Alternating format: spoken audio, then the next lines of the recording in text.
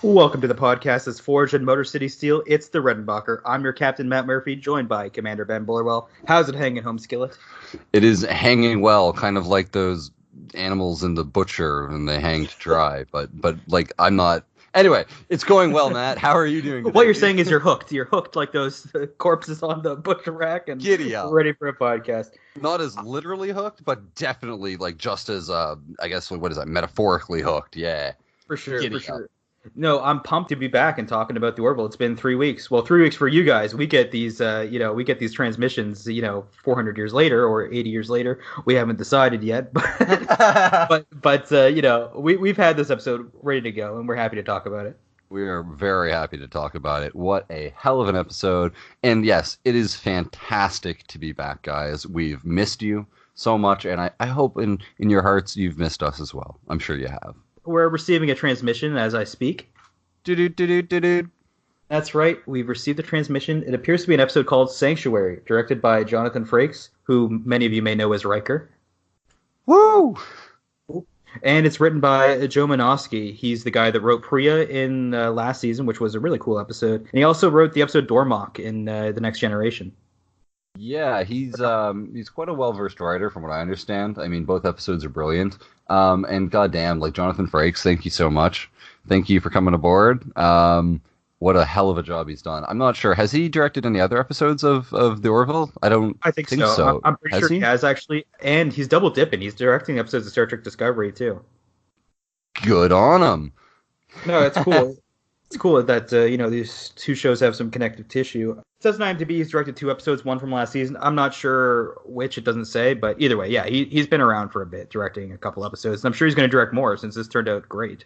This was a phenomenal episode. Hats off. Hats off.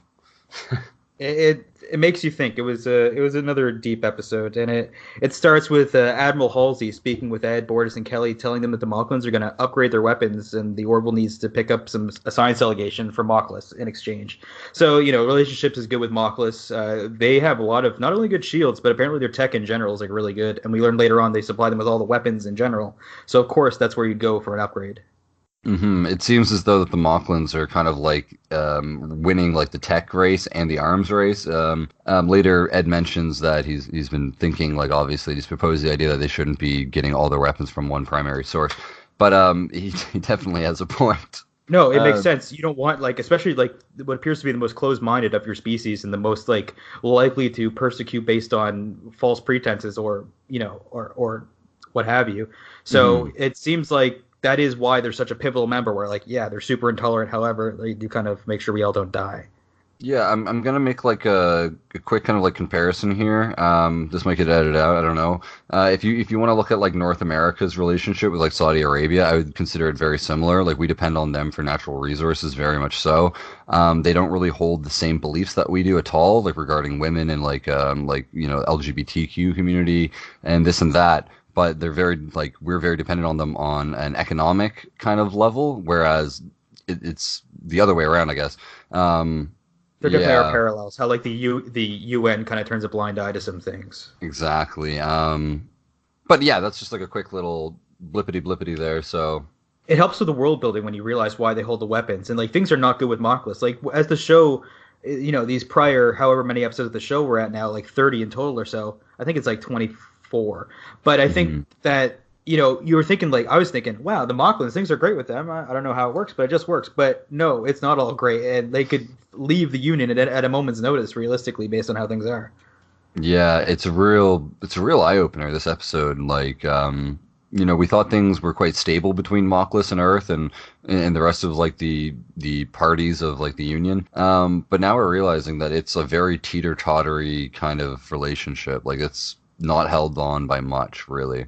No, for sure. So Ed goes over the upgrades that the Moclans put to their weapons, and the upgrades offer 30% power upgrade for the plasma cannons and 20% upgrade to torpedo capacity. So that's no small fish there. Yeah, that's a pretty huge fish. That's like, I'm trying to think of like some kind of mythical or like, I don't know. It's a big fish, guys. It's like catching Shabu Jabu there. Great fish. If you know who Jabu Jabu is, we love you. We love you. Love you a long time. Yeah, so Tala gets a call, and she has to help show Torin and Korik around. These are our two new main Moclans that we see in this episode, at least early on. And they appear suspicious, I assume by design. I think everyone kind of thought they were hiding something. On Reddit, the question was asked, what do you guys think the Moclans are hiding? Because the description for this episode said that the Moclans, they find that the Moclans aboard have something suspicious. So I said that I think it's a refugee. I think the Moclans might have a refugee aboard or are hiding a refugee, which is pretty darn close to what we had. Yeah, I mean it's essentially like a refugee, like pretty damn close. And they go to be part of a colony or whatever, which is basically what they are, refugees who can't live in their place without being persecuted. So I'll give myself a tick on that column there. Yeah, I'd like to give a little applaud. Nice one there. That was a good one. Wasn't 100%, but it was within the that direction. It was definitely like in the same ballpark. What did you think that they had in the case? Honestly, I was just baffled. I didn't know. Okay, this is actually way out of line, but this is what I kind of thought. Like when I saw like the episode begin and they were like, if we're discovered, blah blah blah blah, like they're acting incredibly suspicious, like they request to be left alone for the majority. I thought one of two things. I thought it could have been like some kind of weapon. Like I had like an anxiety about that. But originally, I almost thought that it was an impersonation, that they weren't genuine Moclans, and that something like very bad was going to happen. No, that's not crazy. I had a similar thought when they were first talking. When they opened the briefcase, it was like maybe they're Krill undercover, like they could transform into humans. So there was some like weird kind of I just thought it was going to be like a whole facade. Like I didn't even think that they were genuinely Moclan for the first bit. Although, why would the Krill invade since they have a peace treaty or whatever? I think that it could have been like radical Krills that think that this isn't the will of Avis or whatever, and would try to like jeopardize the whole thing. Absolutely, and we've seen what they're able to do in like the terms of like body modification, like what we saw with like Talia and everything. Like yeah, or Talea, sorry. Yeah. Miss you, girl. Anyway. Well, no, we got two new T names in the same episode. We got Talea and Tala in the same episode, so it's hard to not to jumble this up. But no, I think that's a cool theory, and that episode would have been pretty cool too. That would have taken us into cool worlds where you could have like a secret invasion where the Krill like act like all the other species and act like they're okay with going to war, doing things against their own motives. Yeah, absolutely. I mean, I don't know. Gears were turning in my head. Apparently not like the right gears, but gears nonetheless. No, but it's cool to speculate and to think. But I'm totally happy with the episode that we ended up getting because it was a cool story. So they do appear to be suspicious. We cut to commercial after they look into the case. It's like that classic like Pulp Fiction, ooh, what's in the briefcase moment, where you're like looking at the glowing goodness there. We cut later to see... we see Topa in school, and he's playing with a young girl and is being quite rude to her. He like steals some blocks from her or whatever. And the teacher that's played by Marina Sturtis interrupts. This was a cool dynamic. I didn't really consider it, but Boris and Clyden have diametrically opposed views, and they're both raising a child. So that would be conflicted. Usually, this is safe for like divorced households where two parents have different views, but they're still together despite never seeing eye to eye, as it seems. So it's interesting to see the effect this has on Topa. Yeah, absolutely. It's just pretty crazy because they do share very different beliefs, and like Bortus's time spent on like the Union ship. Obviously, this has really opened his eyes to a lot of things, and he's becoming more open-minded and less involved in his cultural beliefs, and he's kind of seeing what he accepts as like the truth of the matter. Especially after the whole Chiliac thing, where his people lock up people based on something they can't control, and that happened to him. He was locked up based on something about birthday month. That seemed kind of silly. Oh, you're gonna kill me? So he could have a different lens to look at the Moclan traditions. Absolutely, that's a very, very good point. Being subjected to this kind of ridicule and this kind of abuse and this segregation, after being exposed to that, and like that would have to change your ideologies on certain things, like being the one on the receiving end rather than the giving end. I'm going to refer to it as. It would either make him open his eyes or make him be further abusive and like further his view of like, okay, well, we're right, they're wrong kind of deal. Yeah, I guess it could go one of two ways, but hopefully, No, for sure. So, yeah, the teacher calls Bortus and Clyden into her office, and they discuss the issue. And Clyden says, oh, why don't you just segregate them? Why don't you just separate the boys and the girls? And that's so ridiculous. You can't change the whole way society runs just for, like, one person's beliefs. That's just my view. Where like I don't think we should separate people. I think we should all be together and learn together because you can't just separate them from society in general. Like Topa will have to learn how to be around males or females. I mean, at some point. Yeah, no, absolutely. The whole like segregation concept, that's very, very Moclan. But like Clyden fails to really appreciate like the reality of the situation. Topa is one of, well, in this class it wasn't very many. It was probably like, 16 students or something like that. But yeah, like, to suggest that they kind of instate something to really benefit one individual, and kind of, I guess, allow for that intolerance and kind of bigotry to exist within their class is asking a lot when Clyden is the one who is a guest on their ship and should be conforming to their, not necessarily conforming, I'm sorry, but he should be more sensitive to their cultural norms, and it should kind of be his place to fit in a little bit better and try and, but he's very close-minded about that. Yeah. Yeah, Clyden gets put on blast, rightfully so, in a lot of this episode, and they finally, rip off the Band-Aid. I find where like Bortus later on just says like, "You're not even learning anything from these people. The way you treat women, you hide in your room there." It really opened my eyes to the whole situation. That's much bigger than I realized. It's actually very true. Like when that brief conversation happened between, I guess, Kelly, Bortus, and partially Clyden. I say partially because, well, you know what happened. But anyway, it really, yeah, it shone like a very disturbing light on Clyden's actual beliefs, and it explained a lot of his unusual behavior. Yeah, and I think it's ready for this week's Redenbacher theater segment. Do you want to be Bortus or Clyden? You pick. All right, I'll go Clyden. I'll bite the bullet. Topa leaves the room, and then an argument erupts between Bortus and Clyden. You do not make things easy. I'm simply teaching our son traditional values on which we ourselves were raised. Clyden, has your time on this ship not changed your perspective in any way? It has obviously changed yours. What harm can come from allowing him to discover his own path? Topa may decide he wants to live on Moclan one day. In that event, we must tell him the truth of his origins. What happened to you must. What happened to me did not shatter my faith in our ways. Perhaps when Topa is grown, Moclan will not be so intolerant.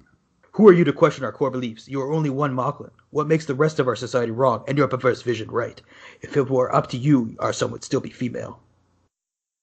I am sorry. It is not my wish to hurt you. So I assume that the what happened to you did not shatter my faith in our ways, or what happened to me. Did Clyden get the sex change as a kid? I assume he did. I actually didn't think of that. I thought he meant more about like Topa and like, just because Topa was born female, like he isn't gonna like soften up and like kind of betray his belief system. Like that's, why he was so persistent to have like the corrective surgery done. That was my take from it. Okay, yeah, I'm not entirely. It's up in the air for that. I haven't gone back and rewatched that episode. We're going to talk about that episode over the summer, so we'll clarify it and get that in our heads. I also missed the part where I forgot that later the character that we see, the Moclan female, Harina or whatever her name is, she was in that episode too that I'm talking about. So that'd be interesting. I didn't remember her. I didn't remember her either. When she said like, "Captain, you have a way of finding me," and like whatever, yeah. I was just like, wait, what? Like, yeah, Havina is her name. Yeah, yeah. It was weird, but it's all it's all good. Yeah, no, it's giddy up, whatever. So after this huge fight, the comm interrupts, and Ed tells Bortus that Isaac has detected a power fluctuation on Deck C, which is where the Moclans are staying, and then he goes to investigate. Mm-hmm. So after being asked about the power use, Torin replies, the food synthesizer was set to a reduced precision. My dinner was not flavorful enough, so I decided to increase the molecular resolution. I was not aware that I needed permission. Yeah, I think that's really interesting that they have to have like a molecular resolution to determine the quality of the food. Like that's a cool little tidbit there. Yeah, no, you're absolutely right. It's a really cool snippet of information. I mean, if you want to kind of think of it as like a 3D printer, I know like the resolution on a 3D printer is dependent on like at what like width and whatever like the filament comes out at. Kind of picture it as like a cake decorating item. You know, you get all Oh, the icing in it, you squeeze, and like yeah. the more narrow the tip is, with the smaller of a hole is like the increased precision of how accurately it can print something. To make the analogy between a cake decorating kind of bag and the thing, the 3D printer. So it's kind of interesting if you look at it that way, because like if you've ever seen like a 3D printer that's kind of cheap, it has like a very like big, a larger nozzle, and when you can kind of see like where the print rotation went around, and Oh. I can just picture the food looking like really like shitty somehow. No, that's cool. I like that they're trying to lie and get their way out of it. I thought that was a cool little lie. It's like, well, the food didn't taste quite right. It's not used to our standards. Which the Moclans, like, they don't care what they eat anyway, so I don't know why that's even a good lie, actually. Don't they just Yeah, they're like garbage disposal, but whatever. yeah, that's interesting. But yeah, it is really neat. So after that little deception doesn't really happen, Bortus scans the room. He gets walking around, and then he finds the case. Buddy. We open up the case and we find out it's a Moclan child. That's right. It's no Dolly. It's a real child. That may or may not be a reference to a certain singer we might see later on. But what was really cool is I found on the Orville Wiki that the female Moclan baby, Mursa, was actually a prop made by prop master Brian Rogers. So like it's not like a baby or a CGI kind of thing that they didn't put a costume on a baby or CGI something. That's a legit just prop, and it looks fantastic. It does. It looks magnificent, It actually. it looks living, even though you don't like see the baby breathing. It's in stasis or whatever, which is actually the perfect excuse to use a prop, and it turned out great. Yeah, no, it was so like hyper realistic. It was scary. Shout out to Brian Rogers. These kind of props just help make the world feel more real, and it's great. Yeah, bro. Props to Brian for his great props. Yeah, exactly. The prop master. Bortus asks why they're hiding a child, and Terrence says that they're fleeing Moklas and they want to protect their daughter. So it's not just a regular, or not right. Well, what Moclans call a regular child, which is a male. It's a female, which puts her at risk of everything. She could be changed into something against her will, or killed, or anything. Absolutely. So it turns out that they actually knew of the trial. Like, obviously, it probably would have been a pretty big one back on Mockless, but Yeah, nonetheless, they do know of the trial that Bortus went through, and they kind of confide in him. They think that since what he's been through, he would be more likely to keep their secret safe, right? yeah, checks Um, out. which is actually the case. But they tell Bortus that they almost made their escape. All Bortus really needs to do is just keep his mouth shut, and Bortus does decide to cover for them. Yeah, which is cool. One of the few times we see Bortus do the morally right thing, and he does get caught for it later on. When Yeah, I I was was, super proud of him, though. yeah, yeah, no, he did the right thing. He's slowly changing his ways. But I was wondering, after thinking about this episode, like, does Bortus have a first or last name, or is it just Bortus? It's like Bortus of Spock. Moclan, like Yeah, yeah. Steve Bortus. I don't know. Steve Bortus. Oh my god, I love it. Yeah, so this was a nice moment where Bortus goes to class and goes to Topa's class and takes him out for the day, and then he takes Topa to see the baby Moclan. He takes her to see Mursa, and just to see, hey, you know what? This to open his eyes, like it's not just you, buddy. There's females in our species. Yeah, no, it's interesting. I'm kind of like Topa doesn't know that he underwent corrective surgery, does he? No. No, no, I think that's going to be a big twist that they reveal later on in the series or something. Right. What Like a I think what a duality that would be to find that out after treating women so bad. You know what I mean? you are a woman. No, but Topa. or you were born a woman or whatever. But Topette. with I think that'll be a big fight. Like when Clyden and Bortus, when they finally do split up, I think that'll be the fight. They'll just reveal like Topa is a woman. He might overhear them and like walk into the room You know, and I go was like, damn surprised that he didn't overhear it when they were shouting in the quarters. yeah, Like when they're like Topa, go to your room, and it's like your son's like was born a woman or whatever, and it's just yeah, like holy man, don't yell that loud. Like kid's gonna find out real quick.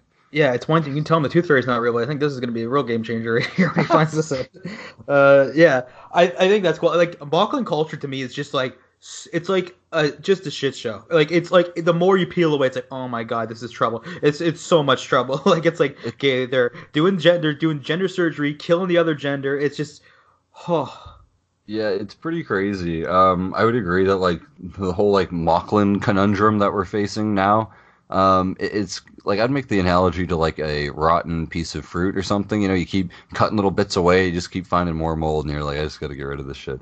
Yeah, to try to find like the core that might be nutrient rich and fresh, but Get those apple seeds out and we're plant not some finding. new life.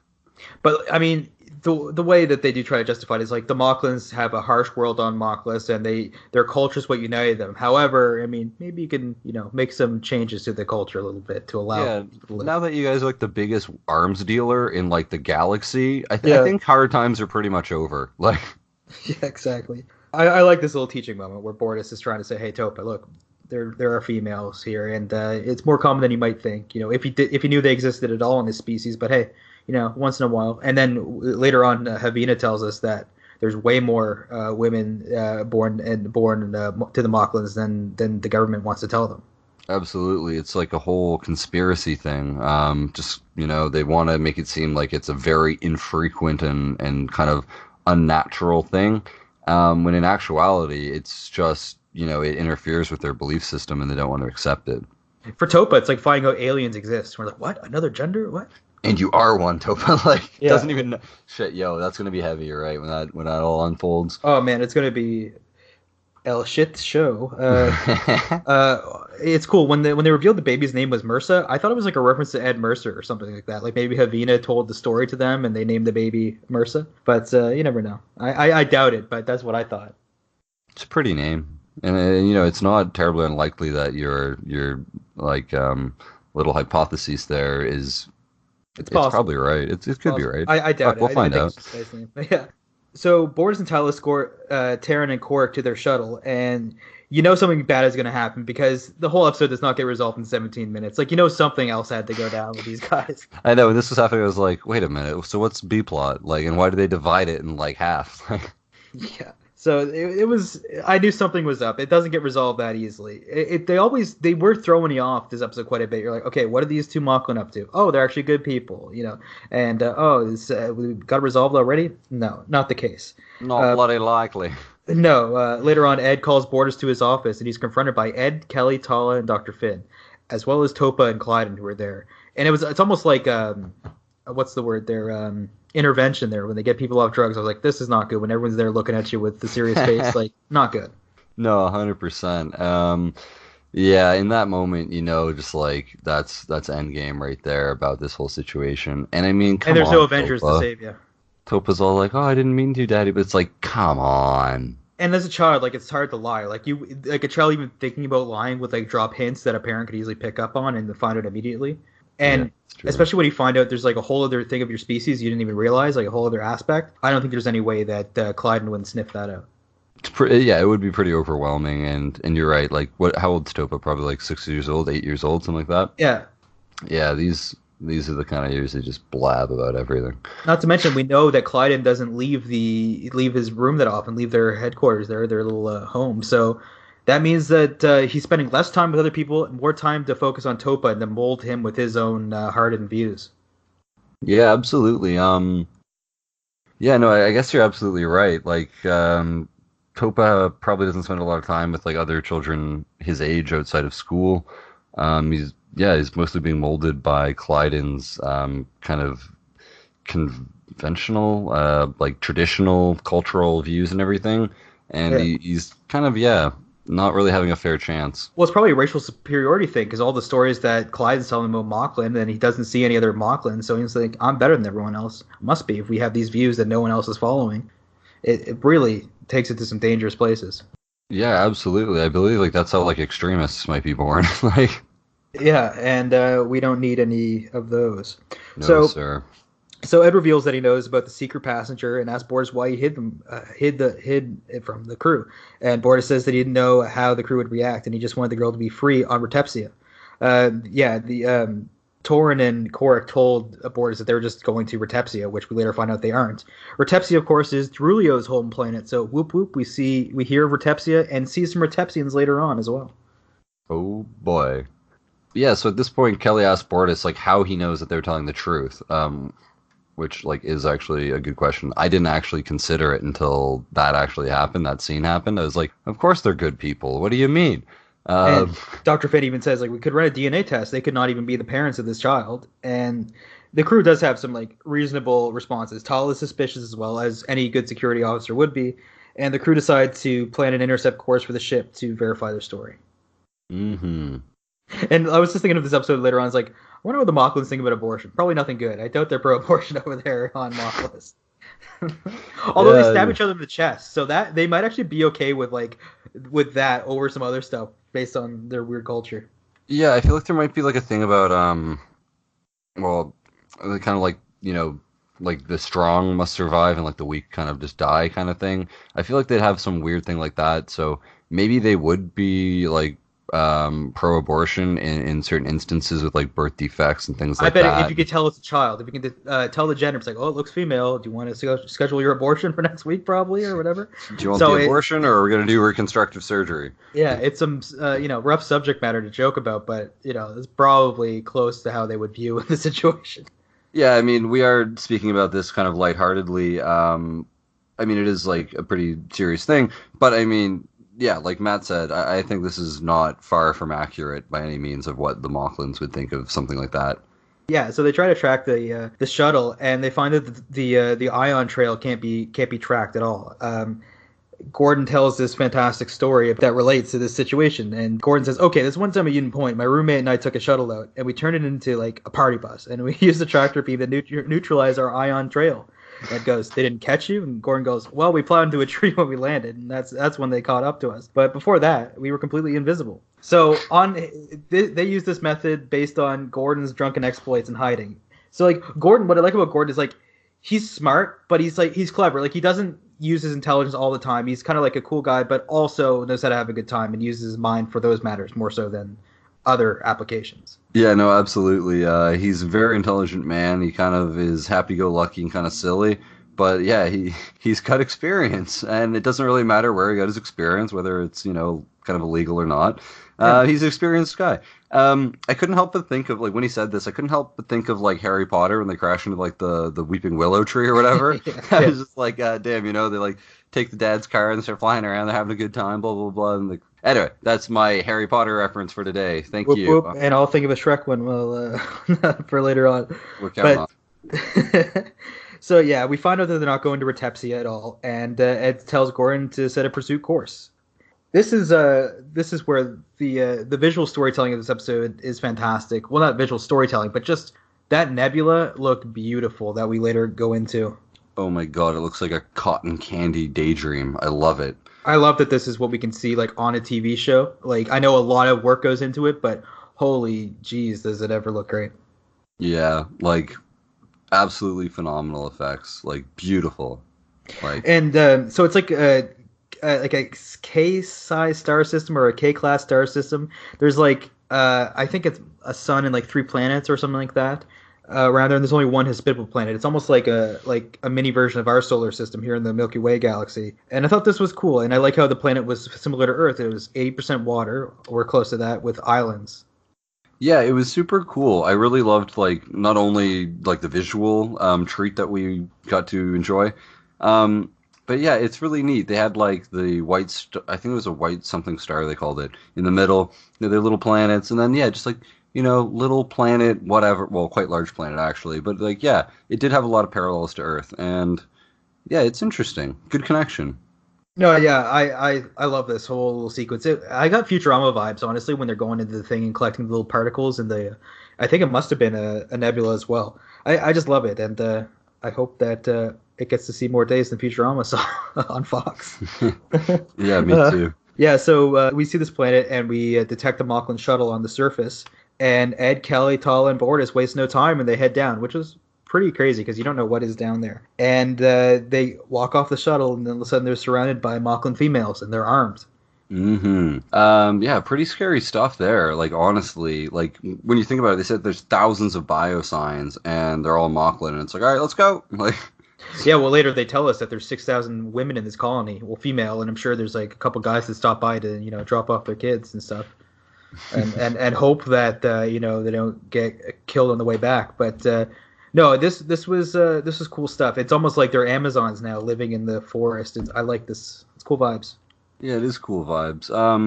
So yeah, the four they get escorted to the leader, and we get a glimpse of Torin and Korik there, looking pretty happy. Uh, so yeah, we see that their leader is Hivina. Is that how you pronounce her name? Hivina. Havina is Hivina. fine. Yeah. All right. Um, so she's actually like a quite well-known Moclan author who first appeared in episode 3. So that's what episode she's from there. Yeah, I think she spoke out in defense of keeping Topa female. So she tried to stand up to make sure that Topa would remain unaltered unless he made that choice when he's older, or when she's older. But unfortunately, it didn't quite stick. But Havina has decided to try a new method of freeing oppressed Moclans, and she's got this little society, this colony here, which is great. Yeah, it's pretty cool. It's actually super cool and very brave. Yeah, so she reveals that there are more female Moclans born on than the government will actually ever admit. We mentioned this earlier on, and we also mentioned this. But there's about 6,000 in her colony. That's like I think before they were saying, what was it, 1 in like 1 million or something like that, like some huge stat. But if we have 6,000 people who fled Moklas, Just the ones that got away, yeah. exactly, because you think about how many, probably a high majority would undergo the surgery. I don't know the population of Moclus either. No, I know I'd like that's to a know gray that at some zone. point. But it's cool to see, and this is interesting. It's like a galactic underground railroad, and it's cool the way that they're managing to find freedom and find a place of unity, despite the Moclan's hard like radical views. Yeah, it's actually a really good comparison to the Underground Railroad there. I kind of was getting those vibes when like Bordis decided to agree to help them and everything. Mm. Brave stuff, good stuff. Yeah, so they discuss what to do, and Havina says that your ship, the Orville, has 300 people aboard. Those are 300 people that can go around and tell these stories. Which, not to crap on Star Trek Discovery, but Star Trek Discovery, they have a spore drive, and I'm like, how is no one going to tell anybody about this? And this will never be told to anybody. Like even Pike knows about the spore drive, and they just never told anybody ever. That never got out. Yeah, That. because the spore drive itself violates the Prime Directive, does it not? Like it's Yeah. using like a sentient being as like pretty much a means of transportation. Yeah, but beyond that, just that nobody talked about it. That secret would get out. So I like how they addressed it and said in the Orville, like, okay, we have to address this now. The colony will no longer be secret. Like they just accept right now that there's no way this will be secret anymore. It's done. No, it's true. When you get that many people and are told about something, like, you're gonna say like, "Oh, I wouldn't tell anyone," but you're definitely gonna tell like at least a couple people, and that's just gonna kind of domino effect onto like, Yeah, yeah, the gig's up. Like they got to do something. a lot of common sense people were probably watching, going like, oh well, you can't hide this. And of course, the show's like, yeah, you can't hide this. So we're gonna have to, We're gonna have to figure it out now. we're gonna have Great. to apply for whatever, apply for to be recognized as its own state. That's what Ed offers. So Ed says, I could go to the Union Central and submit an application for recognition as an independent state. If the Union agrees, Havina's people is going to will be under their protection, which makes perfect sense. So the rest of the episode, we kind of see that hearing and the fallout. Mm-hmm. Havina has a good little quote there. She goes, "Every revolution begins with a single act of defiance." Pretty cool. I thought that might have been something that like Ed said to her in the first episode. She was quoting it because then someone goes, "Oh, is that one of the things you wrote?" And she goes, "Oh no, I heard it from somewhere else or something." And he like smiles at her. I wasn't sure. Yeah, interesting. You might be right, actually, mate. We'll get back to you guys on a rewatch. We'll probably we'll earmark that and we'll get back to it. Later on, we see Admiral Halsey speaking to Ed, and he says that the request for the hearing has been approved, but the Moclan delegation is up in arms. They want to know where the women are, where they're hiding. They would be like, like a dog if they found out that there's like a whole like block full of cats somewhere. Like, okay, where are they? Where are they hiding? No, you're absolutely right. And it's like a huge, huge, huge secret to just be like revealed, and like the Moclans to be made. I mean, they do have every right to be notified, but holy cow, they are ready to. They're ready to act like right now. This was wild, and Kelly gives Ed a nice little pep talk and says she'll have a drink waiting for him, and then we see Ed and Havina in the shuttle heading towards Earth. And this was my favorite part of the episode here. It's revealed that all the shuttles have like a data bank of like all of Earth's history, and I assume other Union species. And this is where she scrolls through, and then she discovers Dolly Parton, and it's everything she could have ever wanted. And more, potentially. Yeah, we hear her play 9 to 5, which is a classic, which will be stuck in my head. And then afterwards, Havina says she speaks with the might of 100 soldiers, and Ed goes, "Yeah, I guess she does." And then Havina says, "This is the voice of our revolution." And then Ed goes, "Okay, then go Dolly." And I love that that boyish grin he has of like, "Yeah, Dolly, woo." And he's like, we have other leaders here, and she's like, no, no, no, I picked it, Dolly. It's like when you take your kid to the pet store, and you're like, oh, I want that when they have like a dog that's like covered in fleas and stuff like that. Not saying Dolly Parton is that, but I'm saying like there might be other people that are better to lead revolutions under. But I could be, I think I might actually be wrong there. I don't know. It's a tricky one. Yeah, it's just funny because she's so set on Dolly Parton. Like as soon as it happens, it's just kind of like, yeah, like we do have like a lot of other great like female figures. Blah blah blah. No, like Dolly Parton. No, Dolly Parton. What's funny is like I swear, like the day before like this episode aired, like Thursday, the day of airing, actually, I was in the shower and this song was stuck in my head. I'm not joking. Like I was actually singing this in my head. I didn't know all the lyrics, but it was stuck in my head, and I think it might have been because this they did a similar sequence in Deadpool 2. Tom Constantino addressed this on Twitter. He's the editor on the Orville, and apparently, like Deadpool 2, well, not apparently, Deadpool 2 opens up with their first action scene. They do it to a Dolly Parton song, this specific one. So both of these shows were in production at the same time, and no one kind of, no one knew about it because they were being done independently, and then they knew this question would come, and they couldn't change it in post production because there's too much done already. So yeah. Wow, that's interesting. Good stuff. Yeah, it's just parallel thinking. Some people do have these ideas at the same time, and I'm not mad at two Dolly Parton montages as people are getting their ass kicked. I think that's fantastic. No, it's great actually. But I do want to speak to also, this is my time to reveal my superpower. As a child, I've realized that I've got this weird uncanny ability where sometimes I'll think of a TV show and it'll later be on that day. Like, not a specific TV show, like a quote from an episode, and it'll be in that, it'll show up. Like, I remember as a kid, I was thinking of the Simpsons episode. It was a Trees of Horror one where he's like, "Oh yes, we make frozen yogurt. We call it Frogut," and that was stuck in my head, that line. And then that's from like Trees of Horror 2 or 3. And I went inside later that day, and I saw the episode was on. And this is weird because it wasn't even like Halloween when those episodes are playing. So there you go. There's your small bit of trivia. There you go. No, it's not a real superpower, but I do feel like that has happened. I don't know if I've watched so much TV that like it's like interfered with my brainwaves and I can like receive it before it appears on the box over there. But more post. If I die of like some like brain illness, get them to look into that. You're like television psychic or something. Yeah. Yes. I've absorbed the electromagnetism and it has become my own. Forget the TV guide. Go ask Matt what's on television later tonight. Yeah. That'll be my superhero name. It's TV Guide. It's TV Guide, man. I'm going to guide you on where you can go to get your ass kicked. That at 9 on TBS. No. That's good. Yeah, so thanks to Tom Constantino for clearing that up, and hopefully by us saying this on the podcast, that's a couple less viewers that'll be asking that question, because I'm sure he's answered it a few times. Oh yeah, he's probably been hounded for that one a little bit. Yeah, so as we get to Earth and we see the hearing, and it's great. We see a ton of species, new and old. We see the Retepsians, the first that aren't actually Derulio, which is cool. Yeah, no, it is nice. Maybe not all, Receptians are. No, they probably. Anyway, I think it's natural for them to do that. Which I wouldn't want to take all the women to Retepsia because I think we can put one and one together and figure out what's going to happen with those Retepsians. Yeah. Yeah, you'll have it won't be good. What's cool is the chairman is played by F. Murray Abraham, who has played an alien in Star Trek Insurrection. So that's cool. There you go, guys. Yeah, neat little fact. I love how many people from the Star Trek universe are like involved in the Orville at some capacity. It's so nice. Like, oh my god. They're almost like people that have left Star Trek under the CBS umbrella, like the female Moclans, and have fled to a safe haven, to a sanctuary. But yeah, I like that. I like these analogies. And you know what? I hope the best for Discovery in the future. I'd love nothing more than if that Picard show just blew everyone's minds and was amazing. I hope it is. Yeah, I'm anticipating Picard's new series. Like, oh my god, man, I cannot wait. Like, that is something, not to harp on Discovery, but that is something I'll actually watch. Like, I'm very excited for.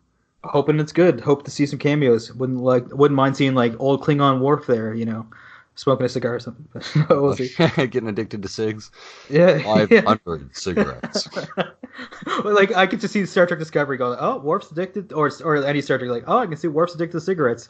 501 cigarettes, like just to one up them. Just by a tinge, yeah. But yeah, so the Moclans, it's announced that they're going to hear from Havina at the council at the hearing, and the Moclans are having none of it. They raise an uproar, and Halsey just says like, "Hey, you'll get your chance to speak after this." Havina gives like a great speech. We're not gonna repeat the whole speech, but about halfway through, she gets serious and says, "There's a visionary Earth poet who I recently come to cherish." And it goes, "Oh boy!" And Halsey says, "What?"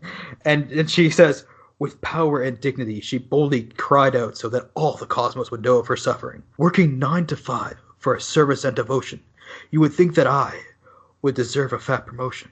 Want to move ahead, but the boss won't seem to let me. I swear sometimes that man is out to get me. In the spirit of her courage, please hear our voices. Thank you." I love when this show takes like lines like that and can connect it, whether it's a Sally Fields Oscar speech or this, where it's just, I swear sometimes the man is out to get me. I don't think, it's sometimes. I think that this is a case where the man, whether it be a male figure or just a figure of power, they are out to get you.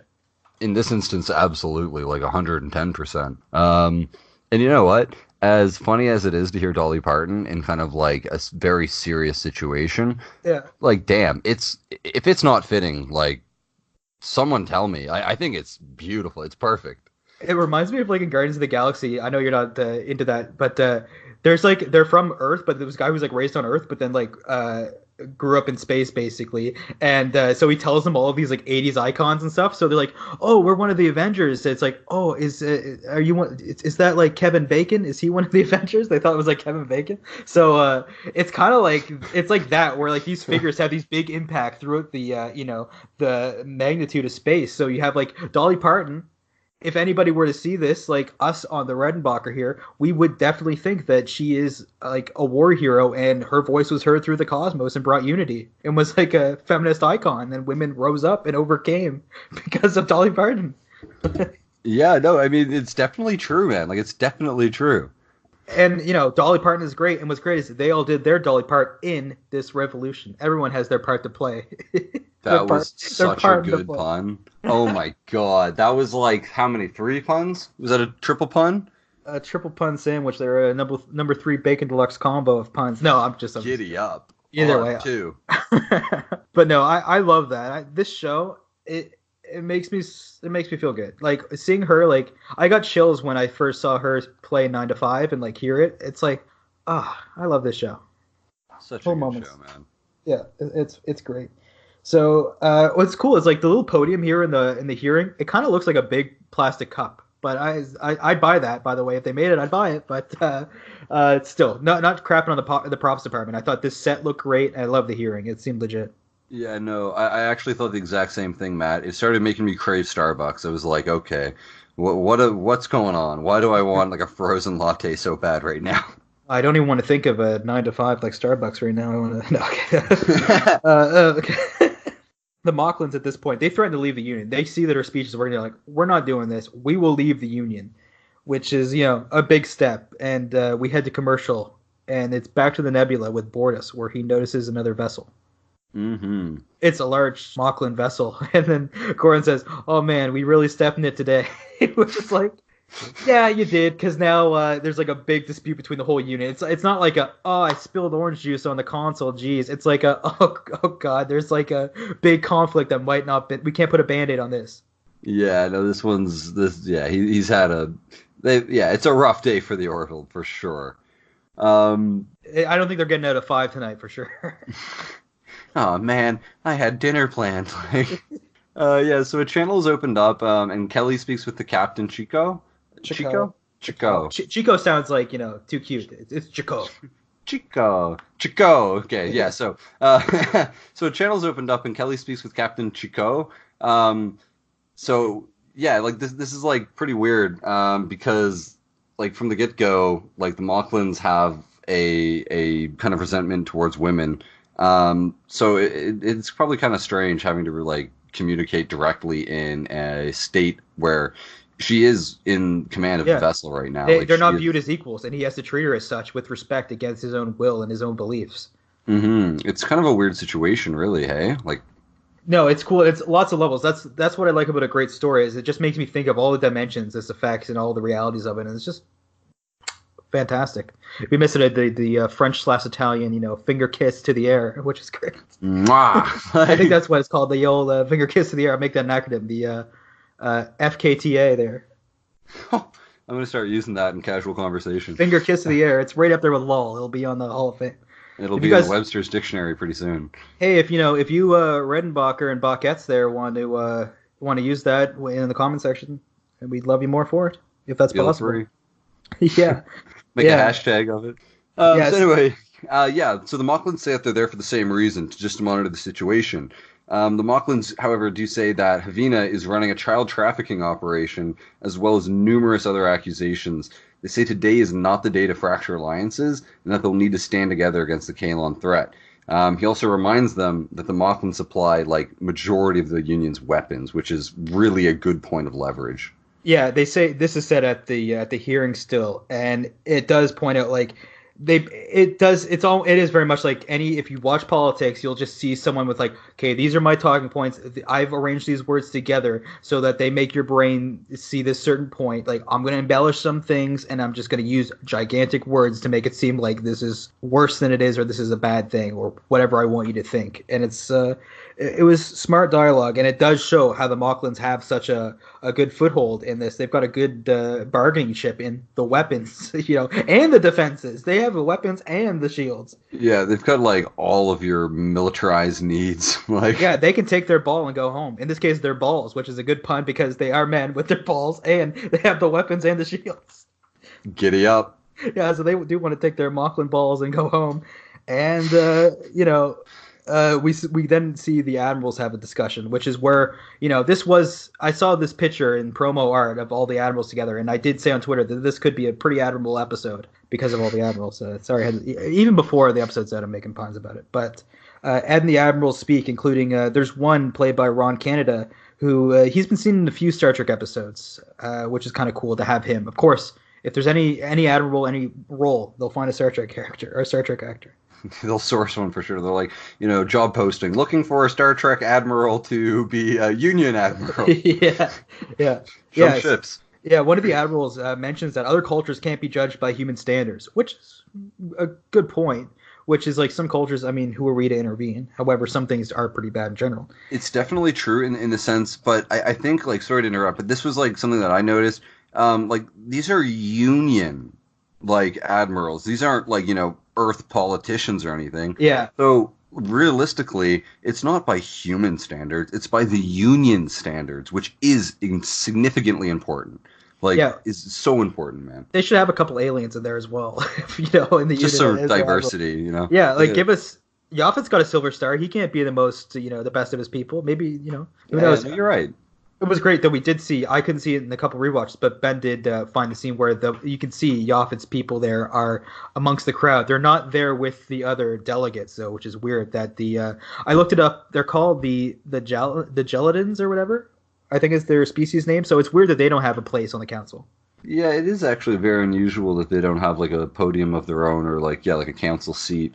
Although we only really did see two of them in the entire meeting, so probably because of the budget, you have to CGI a lot of blobs. That's true. Also, would they need like a booster seat, and that would be a little embarrassing. Like, how would you sit them properly? They'd have to like sit right on the table. It's like at the movie theater when you go get like that awkward like plastic shelf system kind of. It almost looks like. Yeah. The plastic shelf system. Yeah. You know what I mean? Like if you go to like IKEA and you buy like a little dresser for like socks or something like that. Like that. I don't know. That. Sorry guys, forget it. If you've never been to IKEA, good for you, I guess. Ed says that the Union turns a blind eye to these issues because they need the weapons.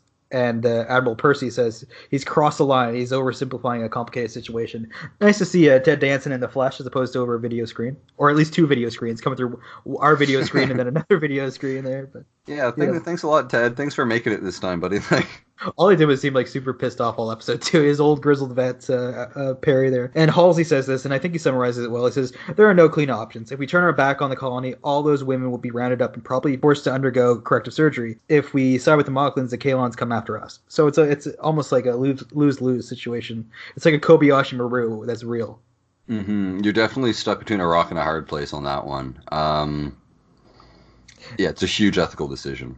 Yeah, so Bortus is having a drink in the mess hall, and Kelly joins him and asks him what he's going to do if Moclus decides to leave the Union.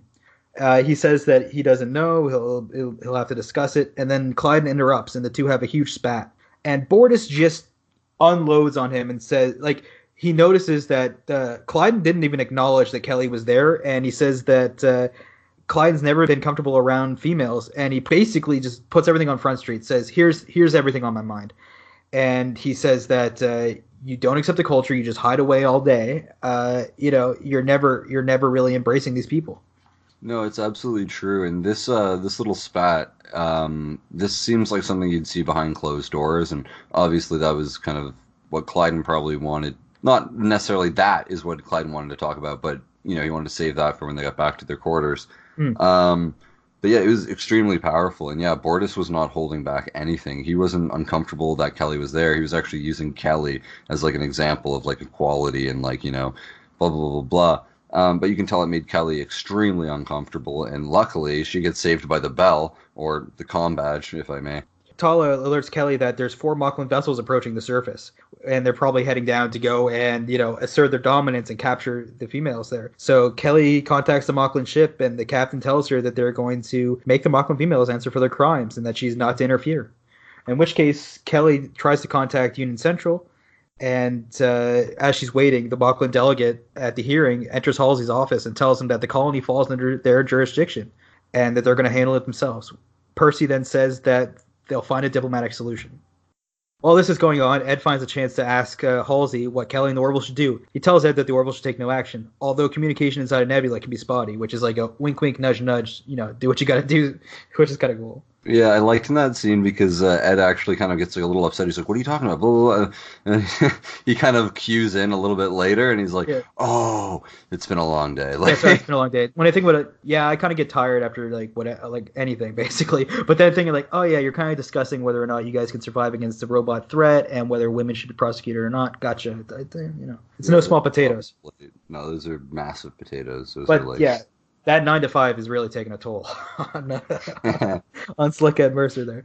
But yeah, I think that the whole just I don't know, it's kind of hard to, you might lose communication in the nebula. That works better than the 13 button salute. Less obvious.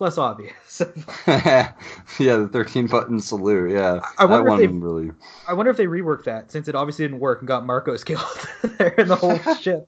So you'd think they rework it, maybe make it a 11 button salute, or something. Even that's not great. Yeah, I think the button salute thing is it's like the jig's over. Everyone knows that code now. New handbook is going out to all the admirals and captains. Yeah, Kelly says that she's going to head down to the surface. Her career could be ended, so no one should come with her. But Bortus understands the risk and decides to go down with her. And it's time for a good old-fashioned Gilliac ass-kicking sesh. Yeah, like the duo's back, man. They're kicking ass, taking names. They love it. Yeah. Well, they're just taking gender, and if you're a male Moclan, your ass is grasped by it, basically. But no, this was nice. It was nice. It made me. It reminded me of the Gilliac episode, and all the world was asked to kick, not birthday cake. Oh my god, that was fantastic, man. There you go. Not a very wholesome message, but all the world is not asked to kick. I'd like to say that to our viewers that are going to go out with just kick in the air, hoping for an ass to fall in their place. But Yeah. So after they go down to the surface, or they're on their way to the surface, the Moclans put a tractor beam on the vessel and don't let them escape. So at this point, she's in command of the Orville, and she says, fire on the tractor beam, like on the emitters. Gordon's kind of like, that's an act of war. Like, we can't do that. And Tala's like, if Kelly can go ahead and risk her career, like, I can put mine on the line. They say, shouldn't you contact Kelly? And she's like, Kelly would never give me that order. So like, let's go, like, follow my command. Let's go. We're all good guys. We're risking our lives. Hopefully we don't get our asses fired. And And after all of it, the bridge crew is getting replaced on the orbit. watch the episode just end like, Tala, you're fired. Kelly, you're fired. Boris, we'll see you later. And it's like a totally different thing next week. Oh my god. I was thinking on the rewatch, like they're lucky that Boris didn't get shot by mistake because like he looks just like the male Moclans and could easily, it was Darko. You never know. No, it's true, man. And you know what? This is what I'd like to say. I think Kelly and like Bordish, they should sign up for like paintball or something. Man, they take on so many people. It's like a Yeah. 2v like 100 and something, man. They're killing it.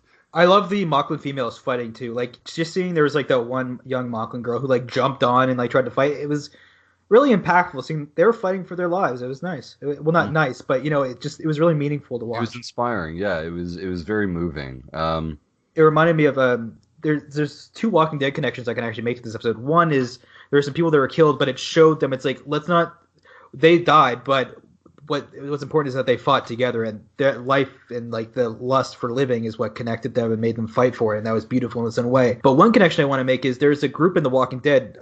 Someone on the Orville unofficial fan page mentioned this, and I was thinking of it too. Is the colony reminds me of Oceanside, which is a group of all women that survive and they fight together because all the men were killed, not because they're coming to kill them, which is a bit of a difference. But what's cool is Oceanside, the people that killed their men and forced them to move to Oceanside was a group called the Saviors, and they live in a place called the Sanctuary, which is the name of this episode. So it's full circle, baby. Wow. Yeah. That's really neat. I've not watched The Walking Dead or read like any of the comics or played the games or anything, so I'm very, very, very unfamiliar with 99.9% of. Yeah, for sure. that, I just wanted but to drop that reference out there. It's pretty sweet. That is really cool, actually. And for sure, Like Negan would not be. Yeah, Negan would not be allowed at the council there. He would not join the union. But I digress. As the action scene we forgot to mention, they start and play 9 to 5 right from the top, and it's fantastic. It's nice to see Dolly Parton play such a heavy role in the crux of this episode. Yeah, you know what? It was actually super cool, and it's kind of like lighthearted. It felt lighthearted because like the melody and everything, and they're just like kicking ass, man. And like, yeah, it's such a cool song. It's totally just like like the females are just like, what? Like, let's do this. Let's go. And yeah, it was perfect actually. Like I might go rewatch that scene just for a third time just to enjoy it. I love it. Grab my gun, gonna kick some ass now, did it? Okay. Yeah, that's the music portion of the evening. I'm just waiting for like a battle royale game from the Orville now. Get to be the Yeah. female Moclan running. Battle Royaleville.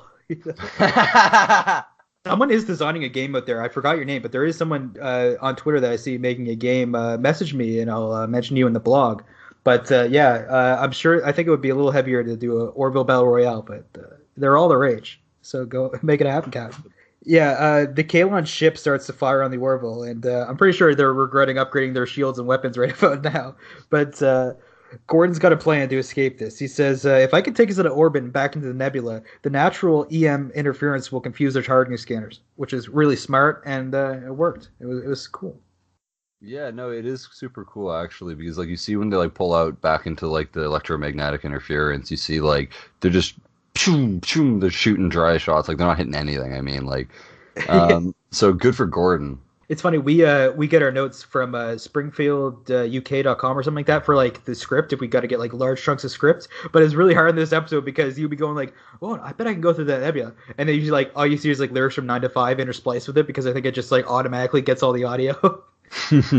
Yeah, I believe it isn't done by people. I'm sure it's probably like some kind of like algorithm that they The have. Kalon Like... are doing that, and they're gonna start with the podcast, and then they'll interfere. They're getting knowledge.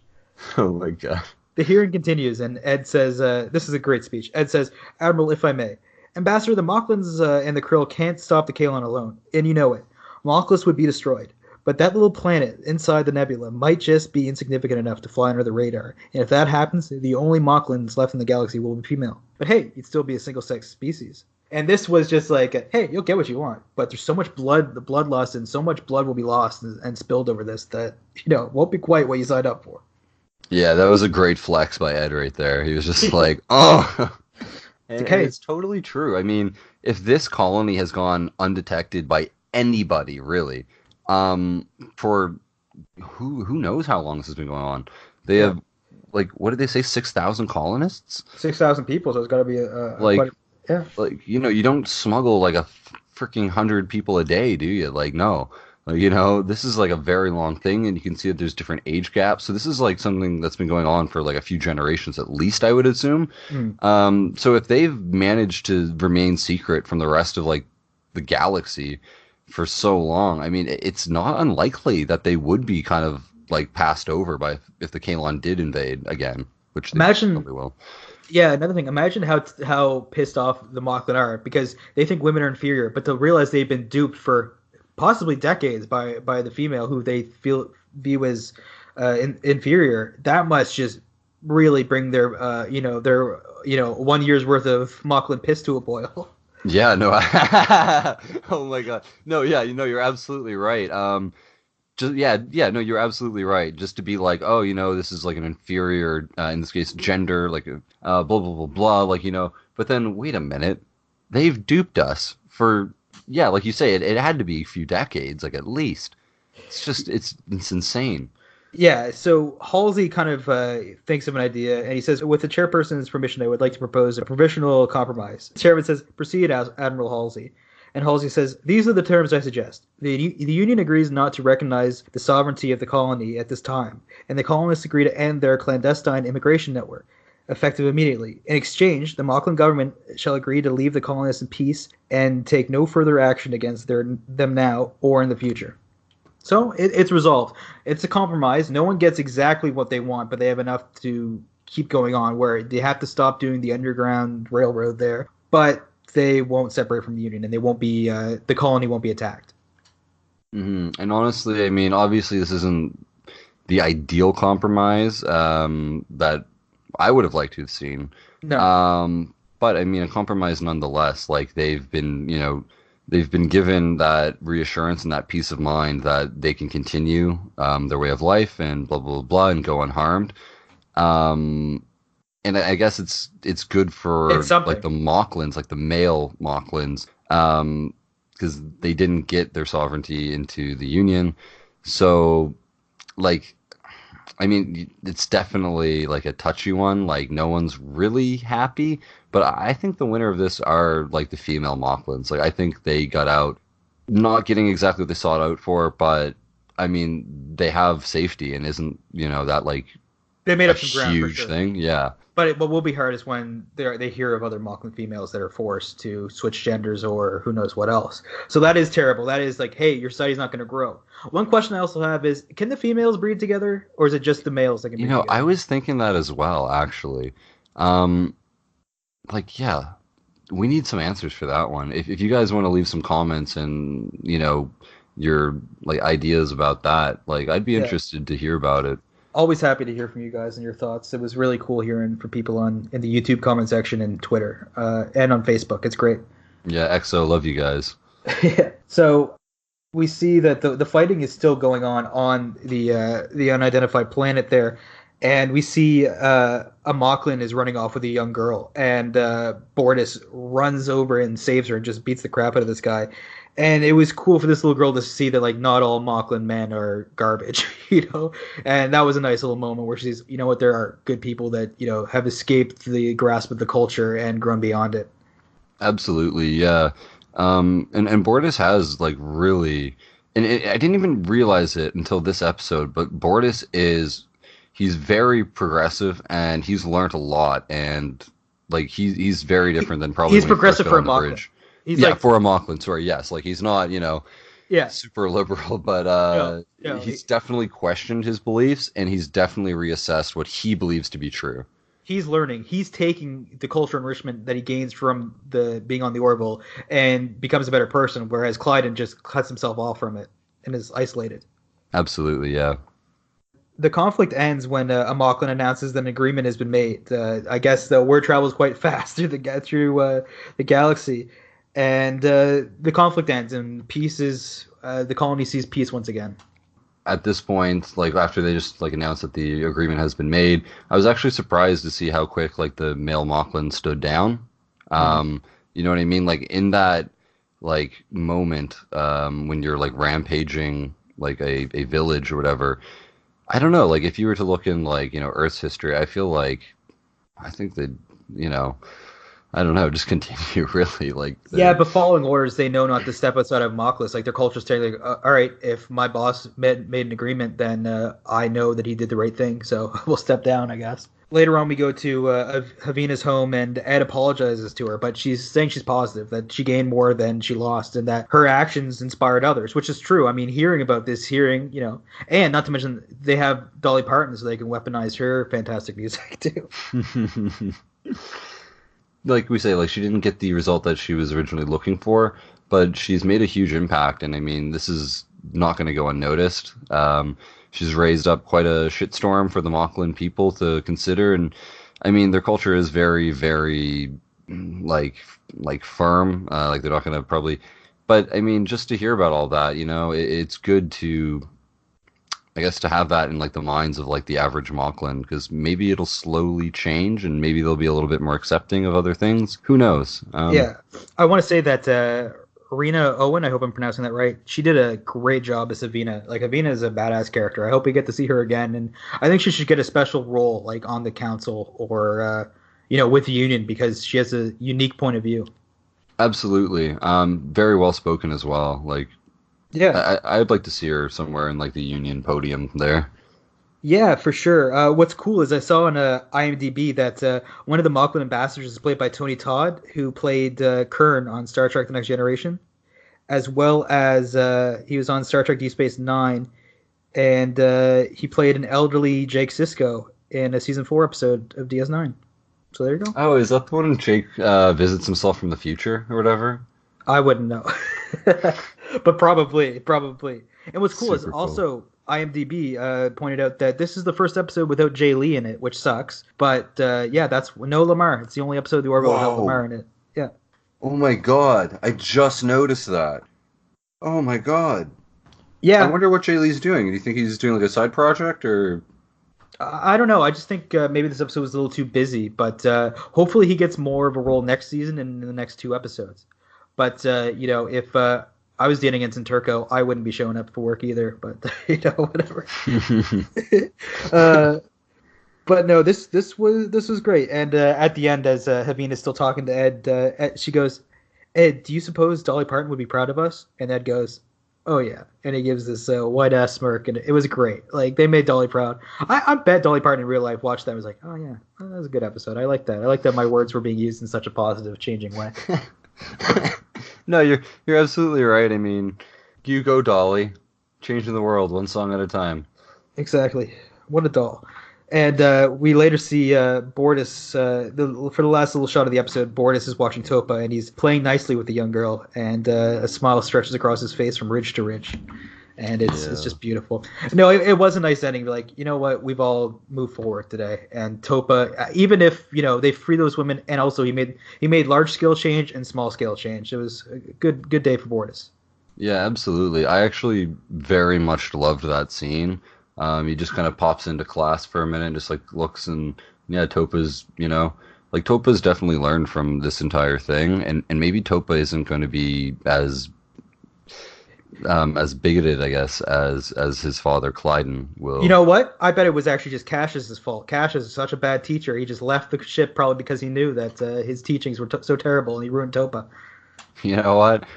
Kelly, I requested a transfer. Oh yeah? Thank you. Yeah, I screwed up too many kids. Topa's just oh my God. And here, I mentioned this to you off air, but I've got a theory about Boris. I think that he might have actually been born female, and he hasn't really like. I don't think he knows it, but he hasn't like he wouldn't be able to come to terms with it. Like the Moclan ideology, that's what his like reality is based on. And I think that telling that to him might either change him radically, or I don't know if he'd be able to deal with that. Maybe at some point that will be revealed, and he'll live. We'll just see him live with that fact. Mm-hmm. You did say Bortus though, not Clyden. No, Bortus. I'm in Bortus. Oh, okay. Clyde could be. I don't know for sure. I'll have to go back and watch About a Girl, but I think that's possible for Bortus. Okay, I was thinking it'd be kind of interesting if that was the case with Clyden, actually, because then Clyden would have to kind of reassess. And Well, That's why I thought that he did do that, and that's with that dialogue earlier. I thought that he had gone through that, and even then, he still is siding with the Moclans. Right. Not to rail there, but yeah, that's just my thought. No, yeah, absolutely. Let us know if we're wrong, and it has been confirmed that Clyden was born a female. Either way, we'd love to hear from you guys. Anything else you have to bring up? Um, hmm. No, I guess not. I mean, really, just this episode was brilliant. It taught like tolerance and acceptance, and it had like a strong female lead role like going on through it. Like we always see Kelly doing excellent, but Pavina such a brilliant role in this episode. It was Yeah, empowering. I loved it. I think they did a great job, and it was told in a way where they showed the Moclan's view in a way that you're like, okay, I can see why they would see it that way, and that's what makes the whole thing more intense and makes the issue even more of a dilemma when it's so well written and you can see everyone's point of view. absolutely. Another thing, I guess, is like Bortus may be like the first male feminist Moclan ever. Yeah, that's funny. That's true. But that's all I've got to say. Likewise. From the Croxel Defibic sector for Ben Bullerwell, this is Matt Murphy signing off.